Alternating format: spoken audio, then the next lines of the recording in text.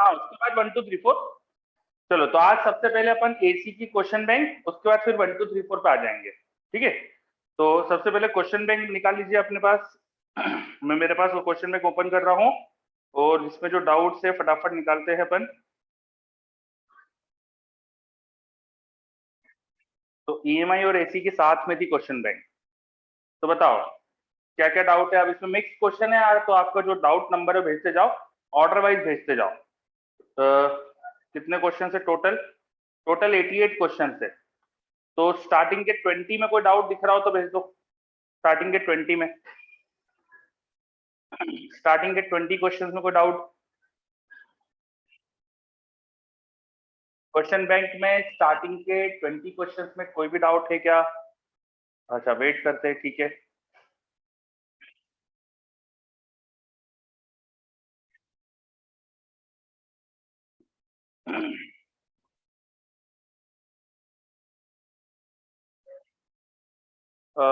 ठीक है बुराउद्दीन, मैं ट्राई करता हूँ, होगी तो मैं डेफिनेटली अपलोड कर दूंगा, ठीक है। 17 नंबर आया मेरे पास। 17 17 में ट्रायंगुलर वायर फ्रेम दे रखा है, place in the region of time varying magnetic field दे रखा है, और हर the base of the triangle का रेजिस्टेंस 1 ओम है, व्हाइल अदर टू साइड्स का 2 ओम है। The magnitude of potential difference between point A B. तो E minus I R, E minus I R, हर साइड में इक्वल ईएमएफ आएगा, तीनों का मिलाकर जो ईएमएफ होगा वो निकाल सकते हो आप।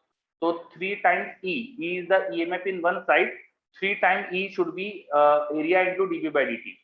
तो हर एक साइड का ईएमएफ मिल जाएगा, है ना। एरिया लिख लेना है ट्राइंगल का। अब हर एक साइड का जब ईएमएफ आ गया तो तीनों साइड में बैटरी दिखा देना, तीनों साइड का जो रेजिस्टेंस है वो लिख देना, और फिर सर्किट में करंट निकाल के एक किसी साइड में E minus I R will be the potential difference. कुछ समझे? कुछ बात समझ में आई क्या? तो अपन बोर्ड पे अच्छे से करते, नहीं आई हो अगर तो थोड़ा थोड़ा आया। अच्छा तो आप ये बताओ कि ईएमएफ निकाल सकते हो उस पूरे लूप में, उस पूरे ट्राइंगल में कितना डेवलप होगा? हाँ या ना? ईएमएफ निकाल सकते हो कि नहीं? पूरे ट्राइंगल में कितना होगा? ठीक है। अब हर साइड सिमेट्री है, हर सेंटर से तीनों साइड बिल्कुल एक जैसी दिख रही है मुझको, तो तीनों में सेम ईएमएफ होगा। जो भी इस ट्राइंगल का ईएमएफ होगा वो तीनों में सेम होगा। जो भी इस ट्राइंगल के अंदर, जो भी इसका एरिया है, area into DV by D, ये आएगा इसके अंदर ईएमएफ, उसका 1/3, इसका 1/3 करोगे तो एक साइड का ईएमएफ आ जाएगा। हर साइड में एक बैटरी जैसा दिखेगा मुझको। डायरेक्शन मैंने ध्यान से नहीं सोचा, आप डायरेक्शन सही सोच समझ के बनाना, ठीक है। हर एक साइड में ईएमएफ है और हर साइड में कुछ रेजिस्टेंस है, हर साइड में क्वेश्चन कुछ रेजिस्टेंस दिखाया है बस। तो अब इस लूप में करंट क्या है, ये सर्किट बन गया। लूप में करंट निकाल लो, 3E अपॉन रेजिस्टेंस जो भी है, और जो एक पॉइंट एक साइड का पोटेंशियल डिफरेंस पूछा है तो E माइनस आई आर करके आ जाएगा, ठीक है। क्वेश्चन बैंक स्टार्ट करिए हमने। चलो तो ये क्वेश्चन बैंक का 17 क्वेश्चन था, ओके पार्ट, ठीक है। 20 तक और कोई डाउट हो तो बता दो, अदरवाइज सिर्फ 40 तक आ जाते हैं अपन। क्वेश्चन नंबर 40 तक कोई डाउट हो तो बताओ। 8, क्वेश्चन नंबर 8 हम एसी डिस्कस कर रहे हैं। हाँ 8 बोला है, negative charge is given to a non conducting loop and the loop is rotated in the plane of the paper about its centre is shown in the figure. The magnetic field produced by the ring affect the small magnet placed above the ring in the same plane. तो ये तुमने जो loop घुमाया ना उससे magnetic field बनेगी, magnetic field से ऊपर मैग्नेटिक फील्ड आएगी तो उस बार मैग्नेट पे टॉर्क लगेगा, तो टॉर्क किधर लगेगा वो सोचना है आपको, तो समझे, है ना। हमें क्वेश्चन में बोला है कि एक लूप है, वो लूप घुमाया जा रहा है, उसका घूमने की डायरेक्शन दिखाई है, उस पर क्या चार्ज है, charge magnetic field produce by the ring, negative charge दिया उस पर, तो नेगेटिव चार्ज ऐसे घूम रहा है तो उल्टा करंट आ रहा होगा, करंट ऐसे आएगा,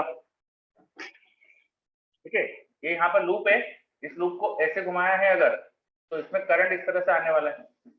जो ये करंट आएगा, इस करंट की वजह से बीच में मैग्नेटिक फील्ड इधर बाहर की तरफ क्रिएट होगी, बाहर मैग्नेटिक फील्ड अंदर की तरफ क्रिएट होगी, तो यहाँ पर मैग्नेटिक फील्ड इस तरह से क्रिएट हो रही है। और तुमने यहाँ पर रखा हुआ एक बार मैग्नेट, बार मैग्नेट कैसा रखा है, नॉर्थ इधर रखा है, ये नॉर्थ ये साउथ, तो बार मैग्नेट का मैग्नेटिक मोमेंट इस तरफ है, तो एम इधर बी अंदर, एम क्रॉस बी इस पर टॉर्क लगेगा, वो ऐसे घूमेगा, नॉर्थ अंदर, ये साउथ बाहर, ऐसे घूमने की कोशिश करेगा। समझे क्या? तो क्रॉस क्यों हुआ? मैग्नेटिक फील्ड, अरे लूप में जो करंट है उसकी वजह से मैग्नेटिक फील्ड अगर देखोगे तो लूप के अंदर इनवर्ड आएगी, बाहर तो उल्टी डायरेक्शन आएगी ना। इस लूप के अंदर जो मैग्नेटिक फील्ड की डायरेक्शन होती है और बाहर जो होती है वो तो अपोजिट होती है ना। मैग्नेटिक फील्ड लाइन यहाँ पर अगर अंदर जा रही है तो वहां से बाहर ऐसे आ रही होगी, सर्कुलर लूप, मैग्नेटिक फील्ड के लूप बनने के लिए। ठीक है, चलो ये हो गया क्वेश्चन नंबर।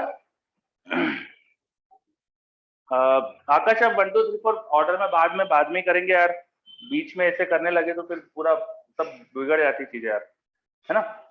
अब 16 और डाउट आया मेरे पास। A ring of resistance 10 ohm and radius 10 and 100 turns is rotated at the rate of 100 revolution per second about a fixed axis which is perpendicular to uniform magnetic field of induction 10 millitesla. The amplitude of the current in the loop will be nearly. तो ring बता रखी है, ring का जो axis है fixed axis which is perpendicular to uniform, ring को एक axis के अबाउट घुमाया है which is perpendicular to uniform magnetic field of induction 10 millitesla. ठीक है, तो ये तो अपन कर सकते हैं ना, ये तो वही क्वेश्चन हो गया ना आपका एसी जनरेटर का। एसी जनरेटर हो गया है, तो ये एक रिंग है, इस रिंग को एक एक्सिस के ओर घुमाया जा रहा है और एसी मैग्नेटिक फील्ड है, तो एसी जनरेटर बन गया ना ये। तो समझे क्या?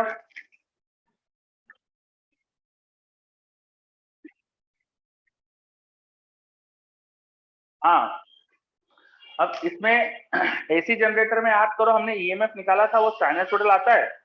अब उसमें पूछा है एम्पलीट्यूड ऑफ करंट, तो जो ईएमएफ आएगा उसको रेजिस्टेंस से डिवाइड कर देना तो करंट आ जाएगा। ठीक है, ईएमएफ इसमें आता था number of turn, N B omega आता था इसके अंदर, N number of turn, B area, omega into sine omega T, ये आता था इसमें ईएमएफ। ठीक है, बस इस ईएमएफ को रेजिस्टेंस से डिवाइड करो, करंट आ जाएगा। तो करंट की मैक्सिमम वैल्यू, पीक वैल्यू वो आ रही है N B A omega upon R. ठीक है, मुझे याद था तो मुझे लगता है कि ये मतलब इजी क्वेश्चन है, मुझे याद था। तो याद नहीं है अगर आपको मोशनल ये एसी जनरेटर का केस, तो फिर आपको टफ लगेगा। ठीक है, हाँ ओके आगे बढ़ते हैं फिर। 16 तक हो गए, फिर 25 एक मेरे पास आया है, 40 तक और भी डाउट हो तो भेज दीजिएगा। 25 एक आया है, two long parallel wires whose centers are a distance d apart carry equal current in opposite direction of the flux within the wire negated and inductance। ये तो लास्ट क्लास में बताया था मैंने यार आपको, ये पिछली बार अपना डिस्कशन हुआ था जब ये बताया था। और वैसे भी आप एसी के तो डाउट कोई पूछ, एसी का तो कम तुमने मेरे से अभी तक ईएमआई के ज्यादा पूछे। चलो ये क्वेश्चन क्या है फिर से बता देते हैं। दो वायर से एक दूसरे के पैरेलल है, उनकी रेडियसेस आपको दे रखी है, उनकी रेडियसेस आपको दे रखी है। ठीक है, वायर के अंदर अपोजिटली डायरेक्टेड करंट है, एक में ऊपर तो एक में नीचे। एक वायर के एक्सिस से एक्स डिस्टेंस पे जाकर क्या यहाँ मैग्नेटिक फील्ड लिख सकते हो, दोनों की वजह से मिलकर कितनी आएगी बताओ जल्दी से, है ना। चलो, है ना, इन दोनों वायर की वजह से मिलकर यहाँ बीच में मैग्नेटिक फील्ड लिख सकते हो। ठीक है, अब क्या बोला है क्वेश्चन में, वायर के अंदर अंदर जो फ्लक्स है वो निग्लेक्ट करो, वायर के अंदर अंदर जो फ्लक्स है वो निग्लेक्ट करो, केवल बीच के रीजन का सोचो। तो ओनली बीच का रीजन जब सोचोगे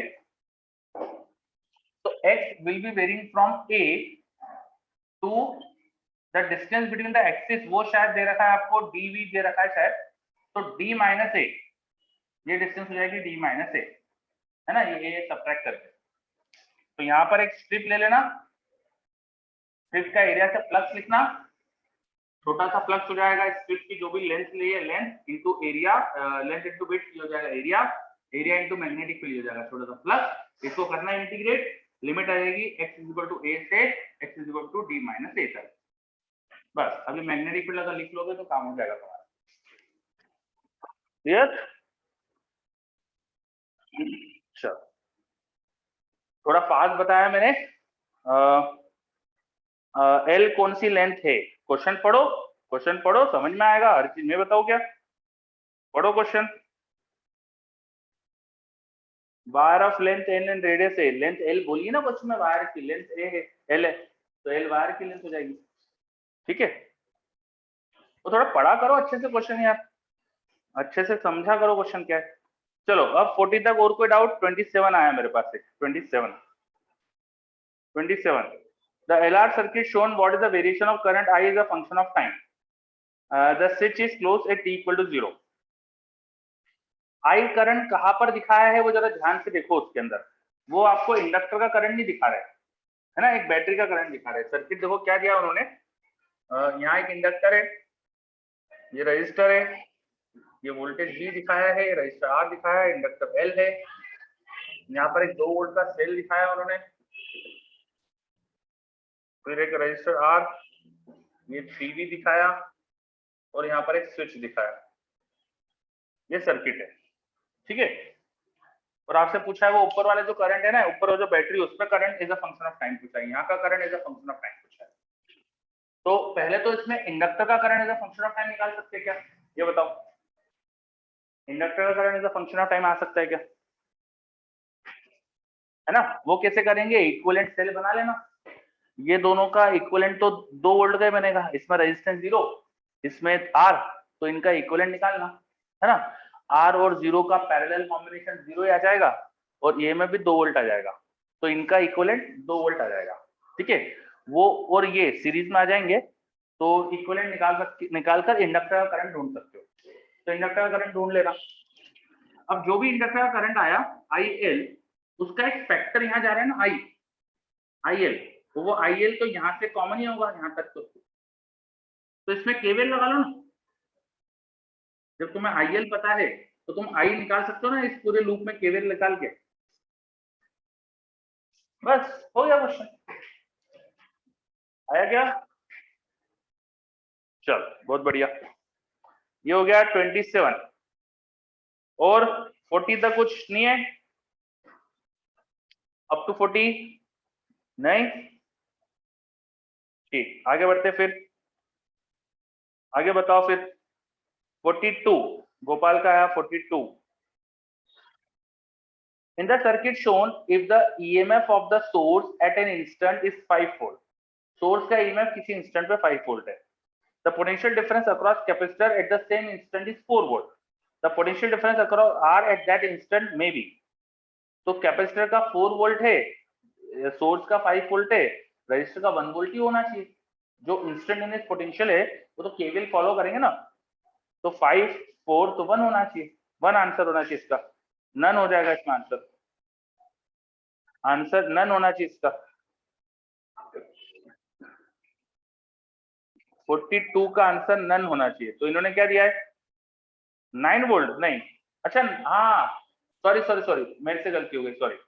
9 वोल्ट भी तो हो सकता है, 9 वोल्ट भी तो हो सकता है, बोलो, है ना। 9 भी तो हो सकता है, क्योंकि 4 वोल्ट कैपेसिटर का क्रॉस है, और मान लो रजिस्टर में उल्टी डायरेक्शन में पोटेंशियल डिफरेंस हुआ, तो 9 वोल्ट हो सकता है ना। डायरेक्शन ऑफ वोल्टेज भी तो अलग हो सकती है ना, तो समझे। 9 माइनस 4 भी तो 5 पे आएगा। आ रही क्या बात समझ में? नहीं, अरे देखो सुनो ध्यान से, ये हमारा जो एसी का सोर्स है, ये कैपेसिटर, ये रजिस्टर। अब मान लो यहाँ से यहाँ जाने पे पोटेंशियल बढ़ रहा था, यहाँ से यहाँ जाने पे पोटेंशियल बढ़ रहा है, यहाँ से यहाँ जाने पे 5 वोल्ट का पोटेंशियल डिफरेंस है, इंक्रीज हो रहा है, और यहाँ से यहाँ इंक्रीज ही हो गया, यहाँ से यहाँ इधर माइनस इधर प्लस, फेज ऐसा था, अभी कैपेसिटर पे चार्ज है, उधर की तरफ प्लस इधर माइनस था, तो यहाँ पर 4 वोल्ट का पोटेंशियल डिफरेंस था। तो अब रजिस्टर का टोटल पोटेंशियल डिफरेंस क्या हो जाएगा? 9 वोल्ट हो जाएगा ना। फिर यहाँ से 5 वोल्ट बढ़ा, फिर 4 वोल्ट बढ़ा, तो 9 वोल्ट हो जाएगा। आया क्या समझ में? 1 वोल्ट और 9 वोल्ट दो पॉसिबिलिटी है रजिस्टर के पोटेंशियल डिफरेंस की। अगर ये उल्टा होता तो 1 वोल्ट, और ये ऐसा है 4 वोल्ट, तो 9। अब आया क्या? हाँ, तो 9 भी सही है इसका। मे भी पूछा है क्वेश्चन में ना, मे बी, तो मे बी तो 9 वोल्ट सही है, बी आंसर सही है। क्लियर? चलो, तो ये हो गया, अच्छा क्वेश्चन था यार ये तो। थोड़ा सा सोच समझ के करना था, मैंने भी जल्दबाजी कर दी थी शुरू में। और बताओ आगे के डाउट 60 तक, और कोई डाउट?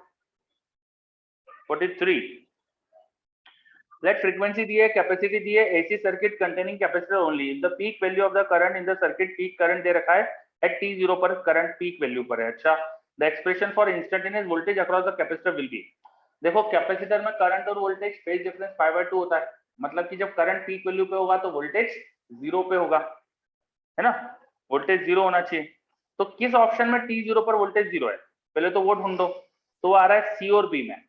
और फिर पीक वोल्टेज ढूंढ लो, पीक करंट पता है, करंट इंटू एक्सी वो होना चाहिए पीक वोल्टेज, हो जाएगा क्या?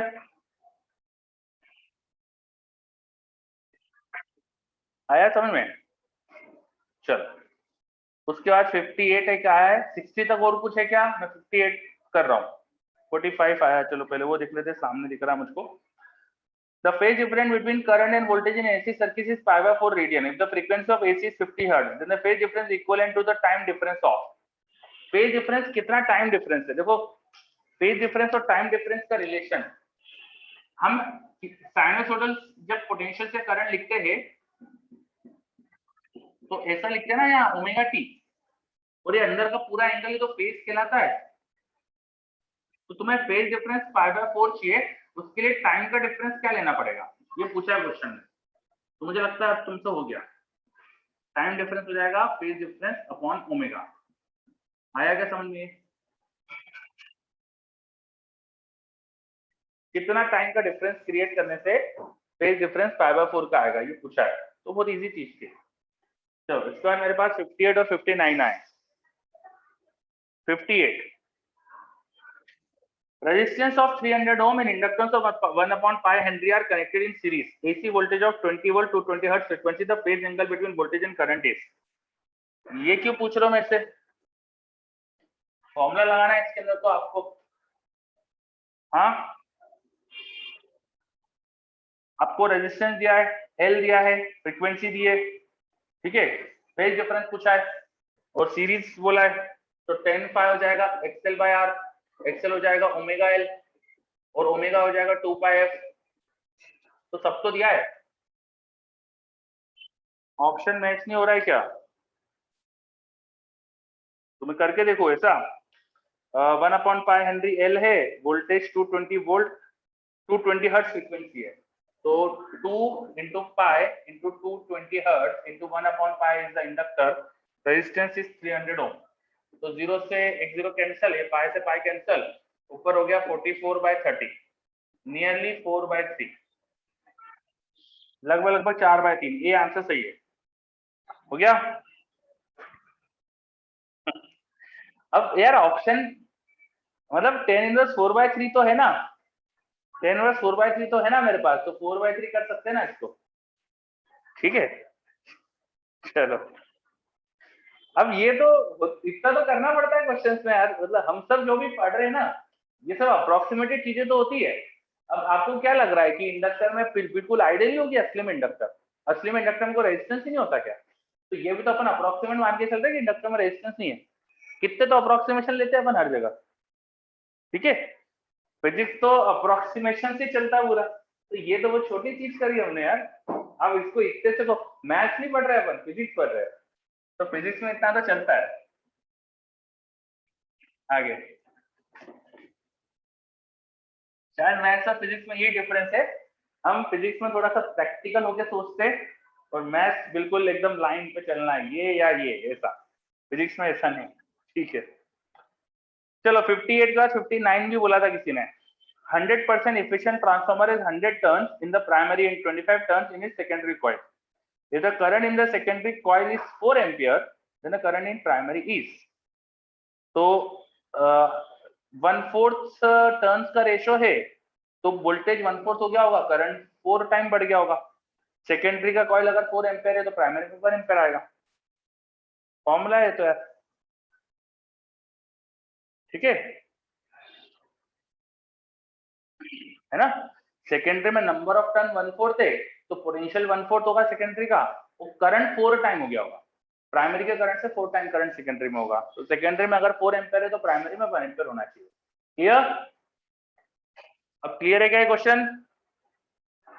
ओके चलो फिर 46 भी आया किसी का मेरे पास। 46 in an AC circuit V and I are given by B दिया है, आई दिया है, the power dissipated in the circuit is. इसमें क्या बताओ यार, मैं क्या इसमें सेवा करूं आपकी? 46 में बताओ गोपाल।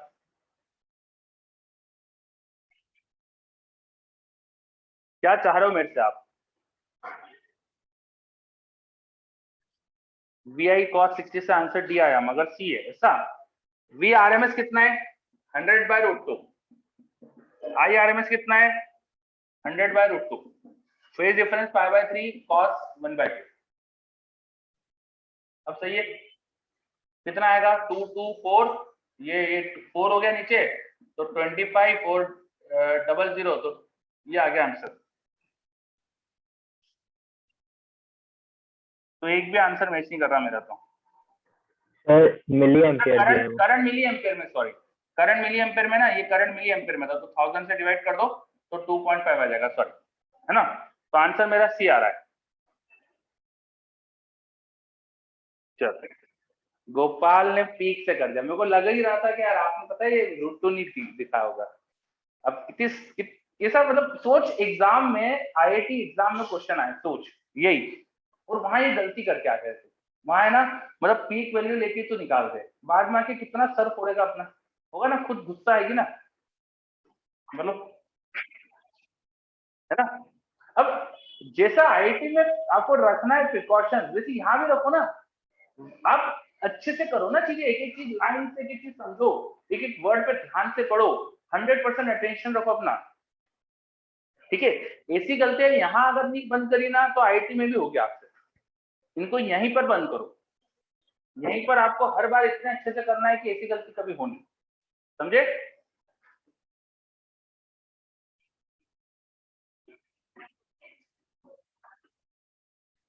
बस ये सोचो कि यार आईआईटी में ऐसा गलती होती तो क्या होता, ठीक है? और ये गलती ही बचाना है। मैंने तो देखा है बच्चे गलती बचा के ना कम से कम 50 नंबर ज्यादा लेके आ सकते हैं, जिनके देखा है मैंने कि जेई मेंस के अंदर 220 210 करीब आ रहे, वो 50 नंबर और ज्यादा ले आते अगर थोड़े गलतियां बचा लेते तो। चलो आगे बढ़े, और बताओ अब। 60 तक तो बता दिया आपने, आखिरी क्वेश्चन तक कोई और डाउट? आखिरी क्वेश्चन तक और कोई doubt? Comprehension on page 47, comprehension on page 47, हाँ ठीक है। तो दो, अच्छा ठीक है, ये घुमाया है, मुझे ऐसा लग रहा है कि एक सर्कल लूप है, उसको घुमा दिया। Conducting ring of radius is rotated about the O on periphery shown in the figure, ठीक है? द figure in the plane perpendicular to uniform magnetic field B which exists everywhere, the rotational omega। अब आपसे पूछा क्या है, potentials of PQR के बारे में कुछ पूछा है, ठीक है? तो इसमें कौन सा वाला? 82 का ऑप्शन बी, 82 का option B. Potential at P is greater than equal to potential at R, ऐसा बोला है उन्होंने, और ग्रेटर देन VO। हाँ तो सही बात है ना, अगर आप P से O,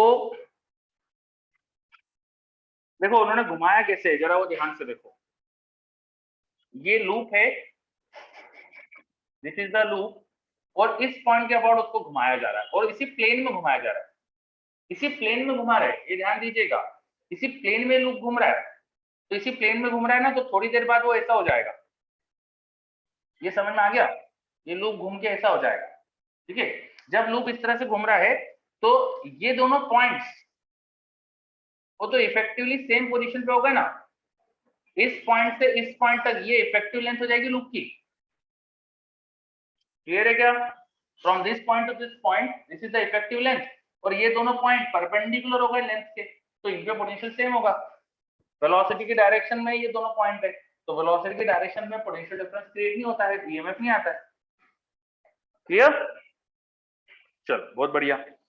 83 भी मुझे लगता है कि आप कर लोगे। Choose the correct statement related to magnitude of potential difference. तो जैसे पी और ओ का पोटेंशियल डिफरेंस चाहिए, पी यहाँ है, ओ यहाँ है, पी और ओ के बीच में इफेक्टिव डिस्टेंस आर हो गई, तो B omega R square by 2, B omega L square by 2 आता था ना, तो वो कर देना और क्या, ठीक है, फॉर्मूला लग जाएगा। चलो और कोई doubt? 86 an LR circuit with battery is connected at t equal to 0, which of the following quantities is not 0 just after the circuit? अच्छा, करंट इन द सर्किट तो 0 होता है just after, magnetic field energy in inductor current 0, तो magnetic field भी energy 0 हो जाएगी। Power delivered by battery 0 नहीं होती है, नहीं, पावर हो जाएगा E इंटू आई, करंट ईएमएफ इंटू करंट 0 तो 0, ईएमएफ होता है इंडक्टर में, ईएमएफ होता है, तो डी आंसर इसका सही है। 86 का बी में क्या दिक्कत है? बी में क्या बोला है इन्होंने? Magnetic field energy in the inductor. अब मैग्नेटिक फील्ड होगी नहीं ना उसमें, इंडक्टर के अंदर मैग्नेटिक फील्ड होने के लिए उसमें करंट होना चाहिए, करंट 0, तो उसके अंदर की मैग्नेटिक फील्ड म्यू 0 है ना, वो भी 0 हो जाएगी ना, सही है। चलो और बताओ,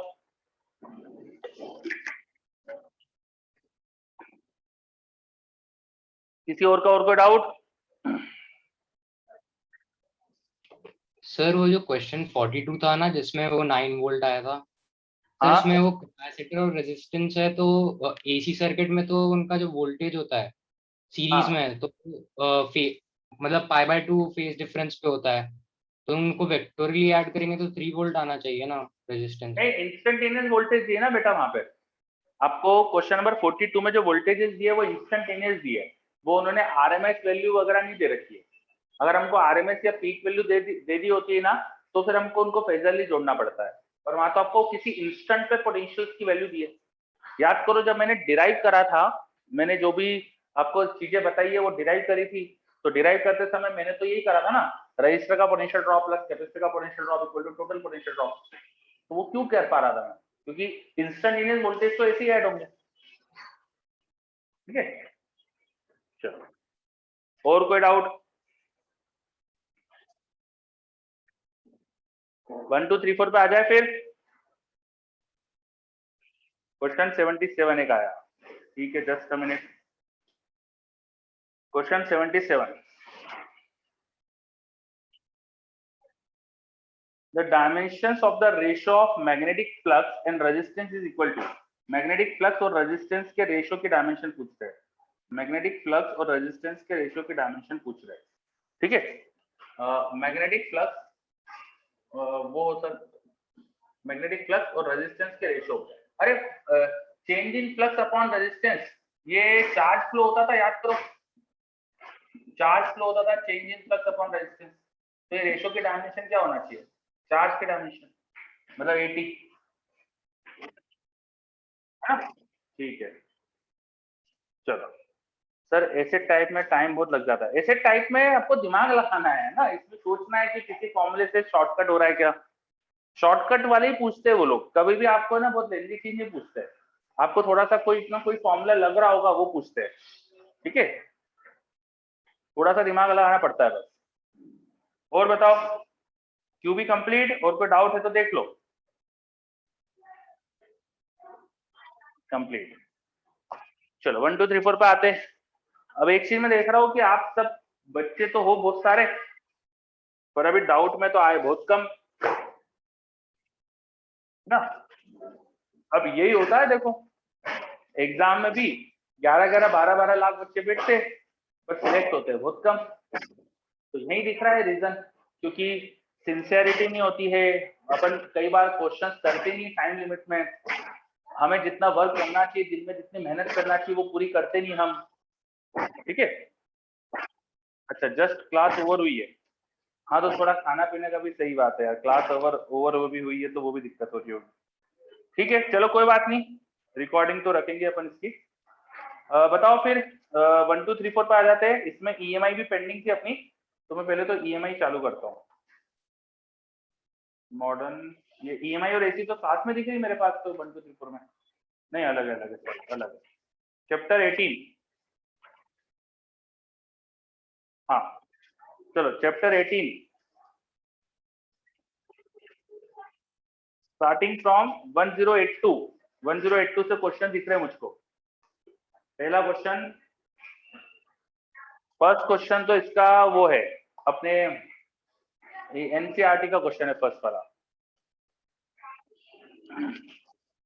अच्छा क्वेश्चन है, एडिशनल एक्सरसाइज ऑफ एनसीईआरटी का क्वेश्चन है, मतलब इसी जैसा क्वेश्चन है, एग्जैक्ट सेम जरूरी नहीं हो, इसी के जैसा क्वेश्चन है।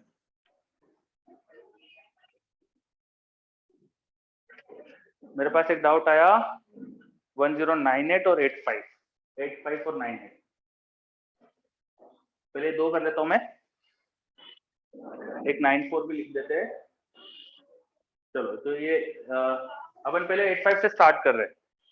82 भी आया पहला क्वेश्चन, 82 से स्टार्ट करते हैं फिर, है ना। रुको पहले 4-5 कर ले फिर आगे बढ़ेंगे। हाँ हाँ, फर्स्ट क्वेश्चन बोर्ड में नहीं पूछा जाता है एनसीईआरटी का, पर बोर्ड में नहीं पूछा जाता है। क्वेश्चन क्या है देखो, एक नॉन कंडक्टिंग सर्कुलर रिंग है, नॉन कंडक्टिंग है तो उस पर चार्ज फ्लो नहीं होगा, वो कंडक्टर नहीं है। फिर क्या बोला, उस पर चार्ज क्यू यूनिफॉर्मली डिस्ट्रीब्यूटेड है अलोंग द सर्कमफरेंस। फिर क्या बोला है, ring is placed on a smooth horizontal plane, तो स्मूथ सरफेस पे रखी हुई है, हॉरिजॉन्टल सरफेस, स्मूथ है, फ्रिक्शन विक्शन सोचना नहीं है। Vertical uniform magnetic field B is suddenly switched on within the concentric region of the radius A, which is less than radius R. It is observed that the ring begins to spin with angular velocity omega. Calculate the value of omega. ठीक है, तो देखो क्या करना है, ये रही तुम्हारी रिंग, है ना, और इसके बीच में एक रीजन है जहां मैग्नेटिक फील्ड तुम कर रहे हो स्विच ऑन। मैग्नेटिक फील्ड पहले यहाँ थी 0, यहाँ पहले मैग्नेटिक फील्ड 0 थी, फिर अचानक तुमने मैग्नेटिक फील्ड स्विच ऑन कर दी। मैग्नेटिक फील्ड स्विच ऑन करी, थोड़े से टाइम में dt टाइम में, dt या t टाइम मान लो, where t is tending to 0, in t time magnetic field 0 to b is changing from 0 to b, ऐसे कुछ हो रहा है ना। यहाँ पहले मैग्नेटिक फील्ड 0 थी, फिर थोड़े से टाइम, जो बहुत छोटा टाइम है उसमें मैग्नेटिक फील्ड अचानक से आ गया, तो मैग्नेटिक फील्ड का रेट ऑफ चेंज हुआ ना। सही बात है क्या? अगर rate of change of magnetic field है तो इंड्यूस इलेक्ट्रिक फील्ड आई होगी ना, इंड्यूस इलेक्ट्रिक फील्ड आई होगी ना। मैग्नेटिक फील्ड अंदर आने वाली है, उसका अपोजिशन में ऐसी इलेक्ट्रिक फील्ड आना चाहिए, तो यहाँ पे इंड्यूस इलेक्ट्रिक फील्ड इस तरह से जनरेट होना चाहिए, अलोंग द रिंग ऐसे जनरेट होना चाहिए। ठीक है, कितनी इलेक्ट्रिक फील्ड जनरेट होगी हम जानते हैं। हम अगर मैग्नेटिक फील्ड का रीजन देख रहे हैं ए रेडियस का है, और मैं यहाँ बाहर आर रेडियस पे जाके देख रहा हूँ, तो बाहर जो इलेक्ट्रिक फील्ड इंड्यूस होती है, याद करो उसका फॉर्मूला क्या होता था, वो होता था a² / 2a × dB/dt, जो मैग्नेटिक फील्ड की रेडियस है उसका स्क्वायर, और नीचे जहां देख रहे हैं वहां × dB/dt। dB/dt मतलब change of magnetic field, rate of change of magnetic field, जिसको मैं बोल सकता हूँ b/t, है ना। मैग्नेटिक फील्ड का रेट ऑफ चेंज में लिख सकता हूँ b/t। ये समझ में आया? इंड्यूस इलेक्ट्रिक फील्ड आई होगी, हमने पढ़ा है, एक ए रेडियस के रीजन में मैग्नेटिक फील्ड है, उससे बाहर पॉइंट पर जो इलेक्ट्रिक फील्ड इंड्यूस होकर आती है वो ये होती है। अगर अंदर का पॉइंट होता तो आर के प्रोपोर्शनल आती है, बाहर कैपिटल आर के इनवर्सली प्रोपोर्शनल आएगी, ये इंड्यूस इलेक्ट्रिक फील्ड आई। तो इस इलेक्ट्रिक फील्ड की वजह से जो यहाँ पे छोटा सा चार्ज होगा उस पर लगेगा फोर्स, इस फोर्स का सेंटर के अबाउट आएगा टॉर्क। कितना टॉर्क आएगा छोटे से चार्ज पे फोर्स का, छोटा सा charge dq into electric field, electric field का मैग्नीट्यूड डाल देता हूं मैं a² / 2r × b/t, ये हो गया फोर्स, फोर्स इंटू r या टॉर्क। टॉर्क जो यहाँ लगा ऐसे सब जगह टॉर्क लग रहा है, और सब जगह एक जैसा टॉर्क लगेगा, क्योंकि हर तरफ इलेक्ट्रिक फील्ड जो है वो टेंजेंशियल ही है, हर तरफ इलेक्ट्रिक फील्ड टेंजेंशियल है, तो यही टॉर्क हर जगह लग रहा है। इसको इंटीग्रेट कर लो तो टोटल टॉर्क, ठीक है। अच्छा, टॉर्क इंटू टाइम कर दो, टॉर्क इंटू टाइम कर दो, तो टॉर्क का एंगुलर इंपल्स आएगा ना, एंगुलर इंपल्स, और angular impulse change in angular momentum, उसको लिख देना रिंग का moment of inertia mr², half mr² into omega, sorry half नहीं होगा, अबाउट दिस एक्सिस रिंग है ना, तो mr² into omega, change in angular momentum, angular impulse, ये हो जाएगा। t से t गायब, dq का इंटीग्रेशन q कर देना, तो qa² b/2r, ये r से r गायब हो गया, ये आंसर आ गया। और ये mr स्क्वायर से डिवाइड भी कर देना इसको, ये ओमेगा हो गया क्या?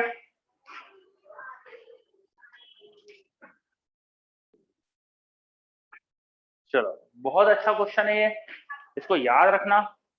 मैग्नेटिक फील्ड अचानक स्विच ऑन कर दो, तो मैंने तुम्हें क्लास में कराया था, ये चार्ज अचानक से चलने लग जाता है। याद करो, मैंने चार्ज की स्पीड पूछी थी तुमसे, कुछ याद आया? हाँ, रचित बोल रहा है ऐसे ही क्लास में करा था। ठीक है, यस।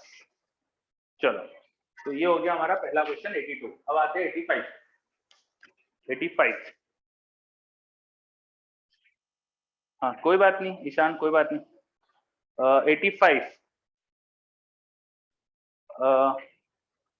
क्या बोला क्वेश्चन में? solenoid is oriented end on so that its opening is perpendicular to the circuit containing the two light bulbs as shown in the figure C1. For figure C2 and C3, a short circuiting wire of negligible resistance is added as shown. Assume that the magnetic field from the solenoid shown coming out from the plane of the pitch decreases uniformly with time at the same rate for each circuit. Rank the circuits for the brightness of the bulbs labeled R1 from brightest to dimmest. अच्छा, तो 3 circuit दिखाया उन्होंने, resistances bulb दिखा दिया R1 R2, दो bulb दिखाए हर circuit में, और हर सर्किट में मैग्नेटिक फील्ड टाइम के साथ चेंज हो रही है। ठीक है, और एक वायर भी लगा दिया उन्होंने कहीं पर, और बल्ब की ब्राइटनेस के बारे में पूछा है। तो देखो पहला सर्किट में यहाँ पर बल्ब है, ये पहला बल्ब को अपन काम करते हैं, बल्ब जैसा बनाने की कोशिश करते हैं। तो ये बल्ब,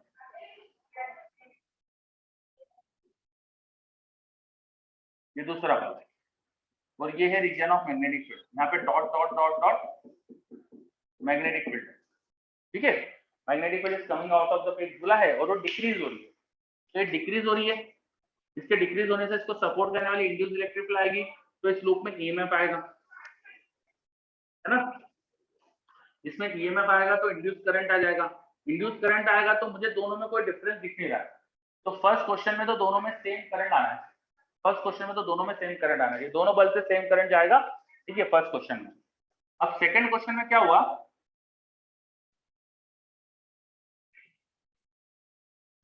ये सेकंड क्वेश्चन बनाते, उन्होंने क्या करा है, वायर लगा दिया। देखो ये यहाँ पर एक ऐसा वायर लगा दिया। अगर मैं इस लूप को ध्यान से देखूं, इस लूप को ध्यान से देखूं,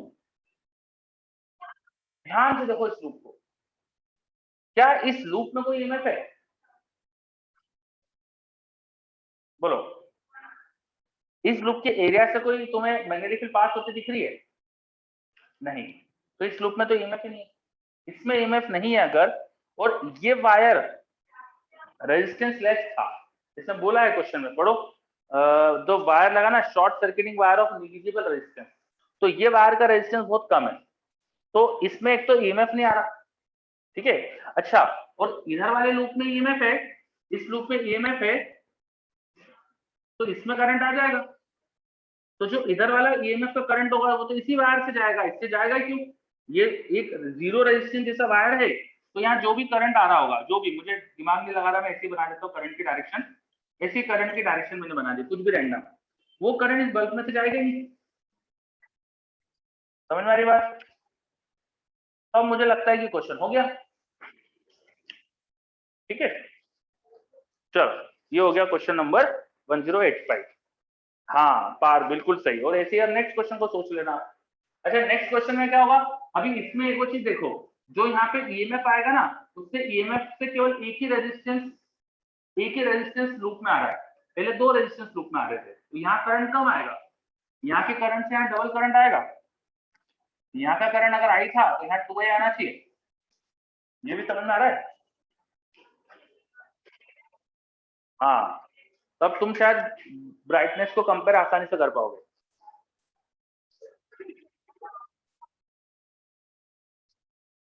चलो अच्छा क्वेश्चन था ये भी। 85, 94 पे आते हैं। Question number 94। Conducting bar rolls down a slope made of conducting rail. The bottom end of the rail is connected to another conducting rail shown in the figure. मतलब लूप बन गया, there is a uniform magnetic field pointing upward due to the bar's motion. There is an induced current in the bar rail circuit, which is direction of the magnetic force on the bar. What is the direction of the magnetic force on the bar? Magnetic force ऐसा लगेगा ना जो motion को resist करने की कोशिश करेगा, तो करंट तुम्हें पता है उसमें कैसा आना चाहिए, करंट क्रॉस मैग्नेटिक फील्ड ऐसा आना चाहिए, ऐसा हॉरिजॉन्टल टुवर्ड्स लेफ्ट ऐसा आना चाहिए, लेफ्ट ही होगा ना, वो डायग्राम के हिसाब से लेफ्ट राइट है, डायग्राम सबसे राइट है। हो गया क्या?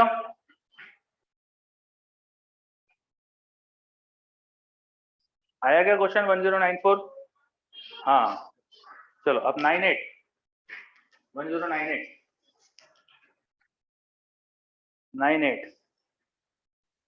uniform but time varying magnetic field directed out of the plane of the paper is switched on at t equal to 0 in a certain circular region. The magnetic field is increasing at the rate eta constant. A disk of non-conducting material of the mass m and the radius r is free to rotate in the region about an axis parallel to the magnetic field and passing through the center region from the magnetic field. One face of the disk is charged uniformly with the surface charge density positive sigma. The angular velocity of this and at any time 0 is given by. Same to same question पहला वाला question था, इसमें disc बोल दी, पहले वाला question में ring थी। ये बना हुआ है, ये रिंग को उन्होंने डिस्क कर दिया, तो अब कर पाओगे क्या इसको? रिंग को डिस्क कर दिया तो क्या हो जाएगा? अब रिंग पे हमने एक रिंग पे टॉर्क निकाला था ना, अब पूरी डिस्क पे टॉर्क निकालना, तो डिस्क पे टॉर्क निकालने के लिए डिस्क को बहुत सारी रिंग्स में कन्वर्ट कर लेना, हर रिंग का टॉर्क का सम टोटल टॉर्क। क्लियर?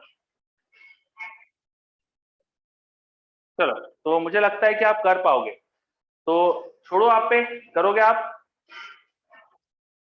ठीक है, कोशिश करो, मुझे लगता है कि कर लोगे, है ना। अब आगे की ओर बता दो, इस पेज पे 96 एक और आ रहा है मेरे पास, तो 96 देख लेता हूँ। 96 में क्या दिया है? In the given figure the wire loop has been bent so that it has a 3 segment, segment AB, B square corner, CA straight. Here are 3 choices for the magnetic field through the loop. 3 choices है, where B is in millitesla, T is in second. अच्छा, if the induced current in the loop due to B1, B2, B3 are I1, I2, I3 respectively, then किसमें induced current ज्यादा है? अच्छा, ऐसा पूछना चाह रहे हो, induced current किसमें ज्यादा है? तो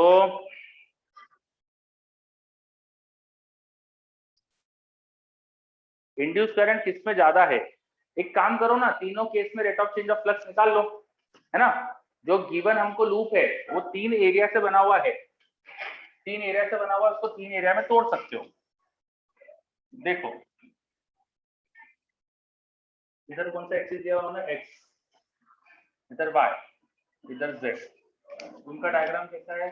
नीचे एक लाइन है, यहाँ पे आर्क है और यहाँ रेक्टेंगल जैसा है, तो ऐसा कुछ वायर को बेंड करा है। तो एक काम करो, इसको आप है ना 3 एरिया मान लो। एक तो एक्स-जेड प्लेन में एरिया ऐसा है, नीचे वाले प्लेन का एरिया ऐसा है और इधर वाले प्लेन का एरिया ऐसा है। 3 एरिया वेक्टर का addition is the total area vector. समझ में आ रही बात? ये वाला एरिया का वेक्टर क्या होगा? ये एक्स-जेड के परपेंडिकुलर, सॉरी वाई जेड के परपेंडिकुलर, मतलब एक्स में हो जाएगा। कितना होगा? साइड लेंथ क्या दी है उसकी? साइड लेंथ क्या दिया है उसके अंदर? कुछ दिया नहीं है, उसको कुछ मान लो, ए मान लो ये ए है, ये ए था, ये भी ए, ये भी ए, तो ये ए स्क्वायर आई कैप प्लस वाई के अंदर क्या हो जाएगा? ये ट्राइंगल वाला हो जाएगा half a square j cap, और ये क्वार्टर सेक्टर, तो pi r square by 4 pi a square by 4 के कैप। ये बना एरिया वेक्टर। अब एरिया वेक्टर मिल गया, तो एरिया वेक्टर के साथ तीनों तरह की मैग्नेटिक फील्ड का डॉट प्रोडक्ट करके फ्लक्स निकालो, उसको टाइम के साथ डिफरेंशिएट करो, किसमें ईएमएफ ज्यादा है उसमें करंट ज्यादा होगा, हो जाएगा। गोपाल आ रहा है ये?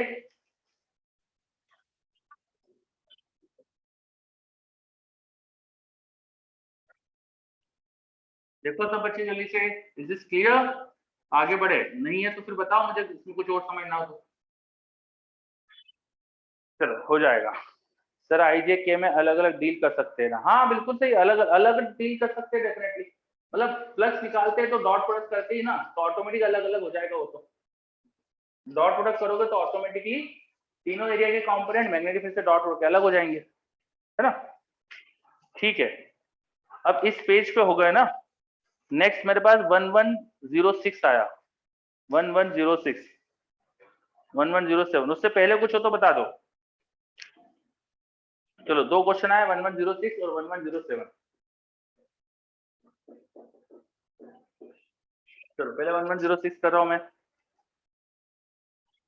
हाँ, 1105 भी आया है। ठीक है, अब रुकते पहले इतने करते हैं, और मुझे लगता है इतने ही हो पाएंगे। 05, a solenoid of inductance L with resistance R is connected in parallel to a resistance R. ठीक है, a battery of EMF E and negligible internal resistance is connected across the parallel combination as shown in the figure. अच्छा, अब क्या बोला है? T0 switch S is open, calculate. T0 पर switch S को open कर दिया, ठीक है। Current through the solenoid after switch is open. तो देखो, इंडक्टर के साथ उन्होंने उसका रेजिस्टेंस भी शो कराया, इंडक्टर के साथ थोड़ा सा रेजिस्टेंस भी शो कराया। तो इंडक्टर पहले यहाँ पे बैटरी दिखाई थी, तो बैटरी की वजह से यहाँ करंट कितना होगा? E by small r current होगा, है right? E by small r current होगा। और फिर बैटरी हटा दी तो यही करंट इस सर्किट में घूमेगा, ये रेजिस्टेंस था, सॉरी। तो ये LR का डीके सर्किट बन गया। अब लिख लेना इसमें करंट क्या है। स्टार्टिंग करंट पता है, e to the power minus t by tau, tau हो जाएगा L बाय R, R हो जाएगा R प्लस स्मॉल। हो गया? ये आया समझ में? Amount of heat generated in the solenoid.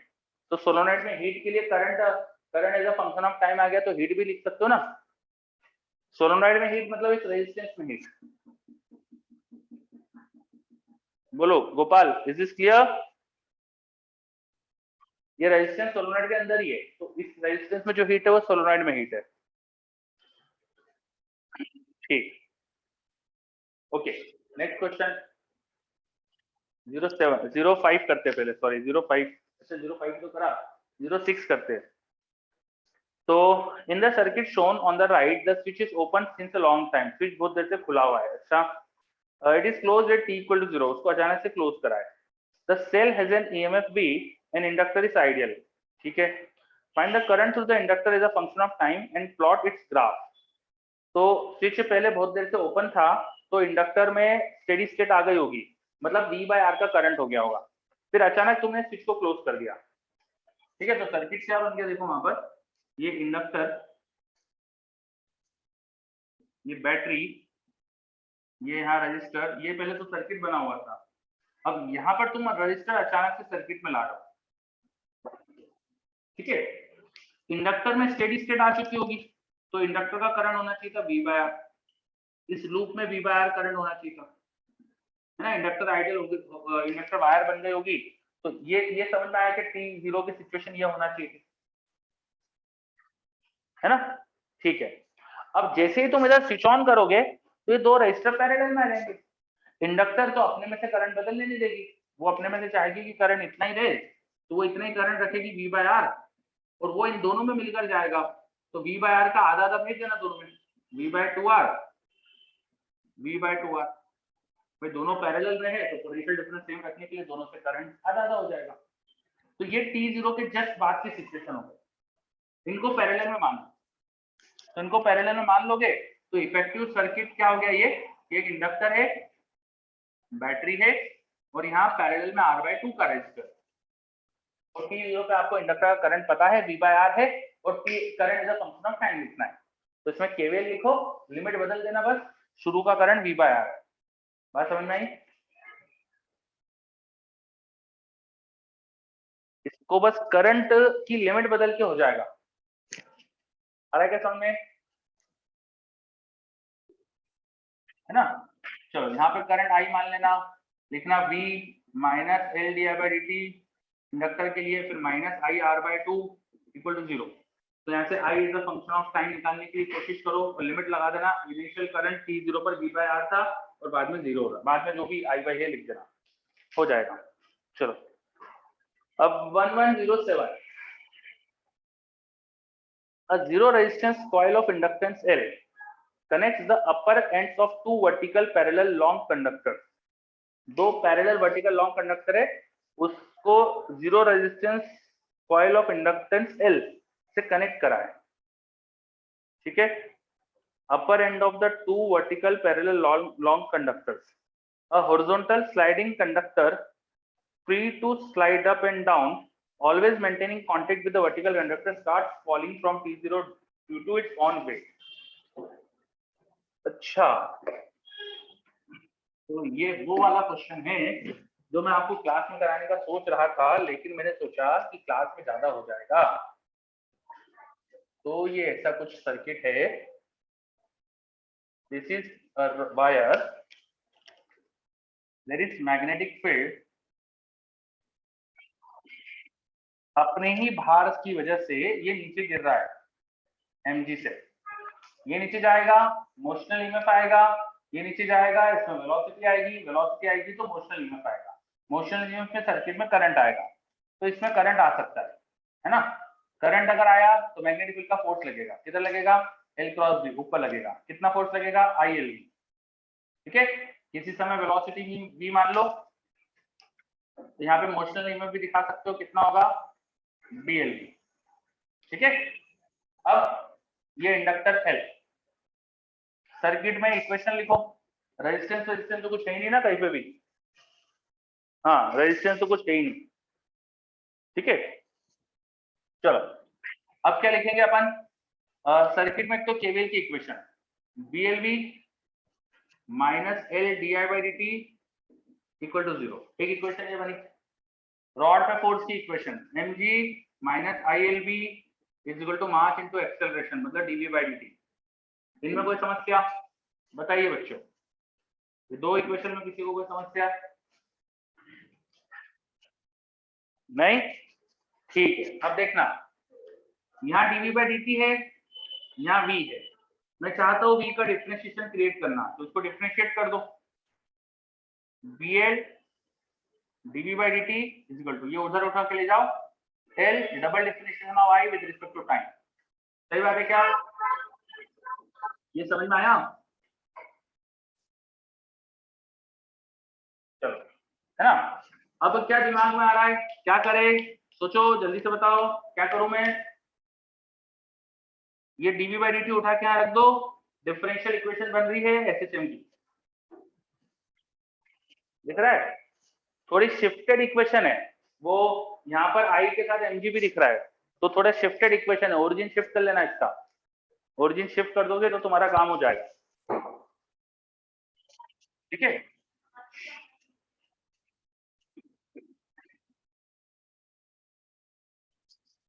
हो जाएगा, चलो तो हाँ, ये ओरिजिन शिफ्ट करके करंट की इक्वेशन SHM की आ जाएगी। अब करंट की SHM की इक्वेशन आ जाएगी ना, तो करंट का डिफरेंशिएशन निकालना हो यहाँ रख देना, तो V की इक्वेशन भी SHM की आ जाएगी। अब मैक्सिमम करंट या जो भी करंट की इक्वेशन है वो ढूंढना, T0 पर सर्किट में कोई करंट था नहीं, तो T0 पर लिख देना, इक्वेशन क्या होना चाहिए, T0 पे स्पीड 0 होना चाहिए, T0 पे 0 तो rate of change of current 0 है ना, T0 पे स्पीड 0 तो rate of change of current 0, तो थोड़ा कर देना। चलो अब आप इसमें इनिशियल फेज वगैरह का कुछ सोचना है बस आपको, है ना। यहाँ से करंट की इक्वेशन SHM के आने वाली है, मैं कर ही देता हूँ ना, इतना लिखा है तो कि dv/dt सब्स्टिट्यूट कर देते हैं अपन, तो m dv/dt को लिखूंगा, bl डिवाइड करो यहाँ से, bl यहाँ डिवाइड करो, तो l upon bl into double differentiation of I with respect to time, मैंने dv/dt की वैल्यू सब्स्टिट्यूट करी, equal to mg minus ILV, इसमें से माइनस कॉमन लो तो ILV माइनस mg, ठीक है। अब मैं इधर बनाना चाहता हूँ 0, इधर बनाना चाहता हूँ 0, ठीक है। तो एक काम करते हैं, इसमें से अपन इधर मैं 0 बनाना चाहता हूँ, मैं मतलब ये वाला टर्म हटाना चाहता हूँ, तो I को कुछ सब्स्टिट्यूट कर देता हूँ, I को लिख देता हूँ मैं mg/LV प्लस x, ऐसा लिख देता हूँ, ठीक है। I को मैंने ये लिख दिया, I को मैंने लिख दिया mg/LV प्लस x, तो डबल डिफरेंशिएशन ऑफ I, ये तो डबल डिफरेंशिएशन ऑफ x हो जाएगा, तो यहाँ आ गया ml upon bl double differentiation of x is equal to minus I की वैल्यू लिखो ये जो मैंने लिखा तो आ जाएगा BLX, सही बात है क्या? ये समझ में आया मैंने क्या करा? यस। अब ये देखो x के फॉर्म में डिफरेंशियल इक्वेशन बन गई है, तो यहाँ पे तुमको ओमेगा का स्क्वायर ये दिख रहा है BL, ये BL ऊपर जाएगा BL स्क्वायर अपॉन ML, ये ओमेगा का स्क्वायर दिख रहा है। x की डिफरेंशियल इक्वेशन बन गई HHM वाली, तो x इक्वल टू कुछ होना चाहिए amplitude into sine omega into t plus initial phase. But what was x? x was I minus mg upon BL। ये I minus mg by BL को उधर ले जाओ, तो mg upon BL plus a sine omega t plus delta, ये equation बन गई। ठीक, ये करंट की इक्वेशन आ गई as a function of time. अब मुझे पता है t0 पे di by dt 0 होना चाहिए, बिकॉज t0 पे वेलोसिटी 0 थी, तो t0 पे वेलोसिटी 0 तो di by dt 0, इसको डिफरेंशिएट करो, di by dt निकालो, t0 पे 0 की कंडीशन बनाओ, तो आपको उससे मिल जाएगा कि cos डेल्टा जो होना चाहिए वो 0 होना चाहिए, मतलब डेल्टा 90 डिग्री हो जाना चाहिए, है ना? 90 पे 0 हो जाएगा ना, तो डेल्टा 90 डिग्री ले लेना, तो डेल्टा 90 डिग्री सब्स्टिट्यूट कर देना। अब ये एम्पलीट्यूड कैसे निकाले, वो कैसे सोचे? तो एम्पलीट्यूड के लिए सर्किट फिर से देखो, क्वेश्चन फिर से पढ़ो, उसमें कुछ कंडीशन मिलेगी अपन को।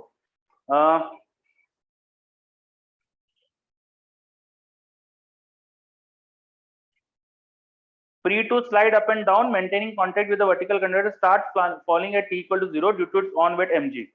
अच्छा, t0 पे di by dt 0 है ना?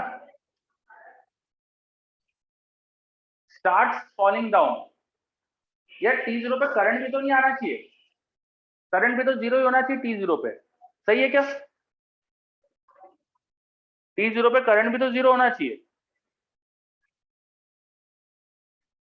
क्योंकि सर्किट जस्ट स्विच ऑन करा, करंट अचानक इंडक्टर आने भी नहीं देती है, तो t0 पे करंट भी 0 होना चाहिए, तो करंट 0 की कंडीशन से अपन को a मिल जाएगा, है ना?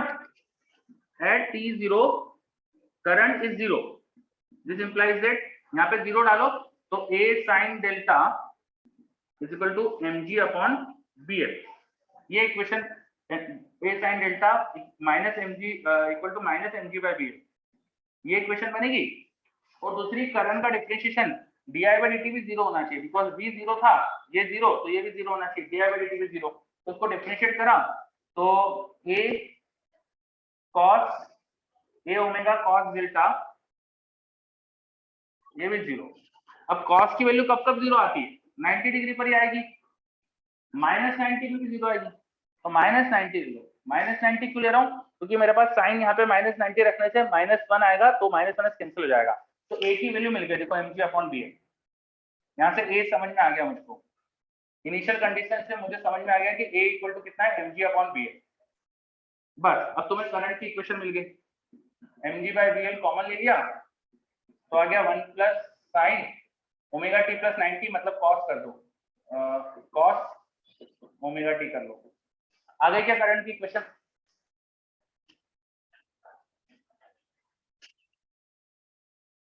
बोलो। यस, ओके, चलो अब मुझे लगता है कि आप आगे कर सकते हो, और ये करने के चक्कर में भूल गया कि मेरी 3 बजे से दूसरी क्लास है, तो अपन यहाँ रुकते हैं यहाँ पर, है ना? नेक्स्ट इसके जो भी डाउट है अपन सैटरडे को कर लेंगे, ठीक है?